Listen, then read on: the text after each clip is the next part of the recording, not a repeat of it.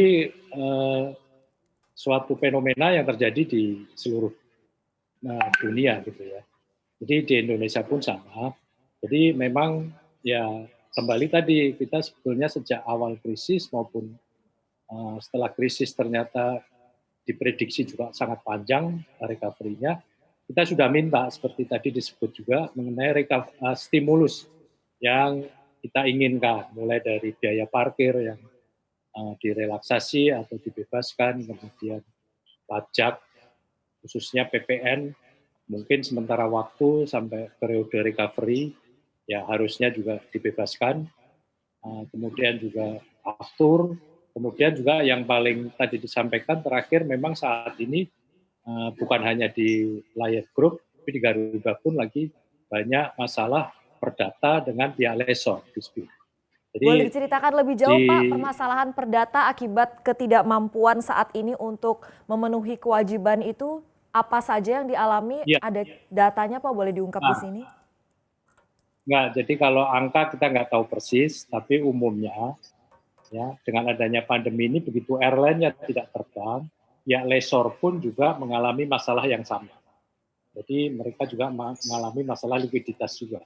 Karena mungkin 90% lebih airline tidak berbayar. Jadi di sewa pesawat, ini bagian komponen fixed cost yang cukup besar di dari biaya operasi penerbangan. Ini dalam mata uang asing juga biasanya. Dan ini hampir semua airline, baik swasta maupun BUMN pun juga ya tidak mampu bayar, boleh dibilang. Jadi bukan Dan hanya ini Lion Air menjadi Pak yang ini menghadapi masalah gugatan perdata ini. Airline apa lagi Pak yang data yang Bapak miliki? Nah, setahu saya di berita ada Garuda, ada beberapa airline lain yang mungkin nggak ada di berita sih, yang di berita mainstream sih ya Lion sama Garuda. Dan lesornya kan untuk airline yang besar ini kan tidak hanya satu. Satu lesor mungkin hanya 5 sampai 10 pesawat, jadi bisa dihitung ya, 100 pesawat mungkin ya lebih dari 5 lesor umumnya. Sementara lesor di dunia pun juga lagi ya masalah juga. Jadi ini jadi dispute karena di perjanjian sewa atau lease agreement tidak ada clause kahar atau force majeure. Jadi umumnya lesor ini selalu mengacu kepada perjanjian yang sudah ada, yang sudah disepakati sebelumnya pada saat normal. Tapi dalam kondisi saat ini tidak normal, tidak ada airline yang mampu bayar sesuai dengan yang sudah diperjanjikan. Ini jadi dispute dan ini memang kita pernah diskusikan sampai ke Kemenkumham juga sih, bahwa kebetulan di Indonesia ini hukum perdatanya kan masih ketinggalan ya. Masih menggunakan kitab undang-undang hukum dagang tahun 1800-an zaman Belanda.